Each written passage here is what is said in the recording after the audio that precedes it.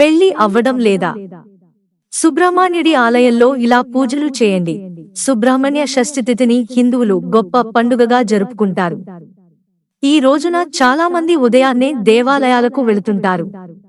పెళ్లి కాని వారు పూజలు చేస్తే త్వరలోనే పెళ్లి కుదురుతుందని పండితులు చెబుతున్నారు. మనలో చాలా మంది కాలసర్ప దోషంతో బాధపడుతుంటారు. ఈ దోషాలు ఉన్నవారికి పెళ్లిళ్లు అవ్వవు. సరైన ఉద్యోగం కూడా దొరకదు. వారు వివిధ ఆర్థిక సమస్యలతో బాధపడుతున్నారు. నాగదోష నివారణకు పెళ్లి కానివారు, సంతానం లేనివారు జంట నాగులను పూజించాలి. పాలతో అభిషేకం చేయాలి. కుంకుమలతో, పుష్పాలతో ప్రత్యేకంగా అలంకరించాలి. ఇలా చేస్తే త్వరలో పెళ్లి ఖాయం. మరణించిన వారి దోషాలు కూడా ఉంటే వాటి నుంచి ఉపశమనం పొందుతాడు. స్కందషష్ఠి రోజున పుష్పానికి 5 పొరల తెల్లటి దారం చుట్టాలి.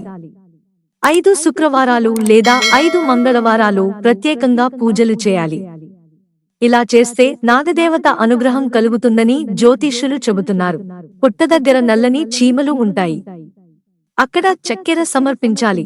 మనలో కొందరు పాములను చూసిన వెంటనే వాటిని చంపేస్తారు. కానీ అలా చేయకుండా స్నేక్ క్యాచర్లకు సమాచారం ఇవ్వాలి. పాములను విచక్షణారహితంగా చంపడం కాలసర్పదోషం ఏర్పడుతుంది. దీనివల్ల అనేక సమస్యలు వస్తాయని జ్యోతిష్య నిపుణులు అంటున్నారు. మిత్రులారా, ఛానల్ సబ్స్క్రైబ్ చేసుకోవడం మర్చిపోకండి. ధన్యవాదాలు.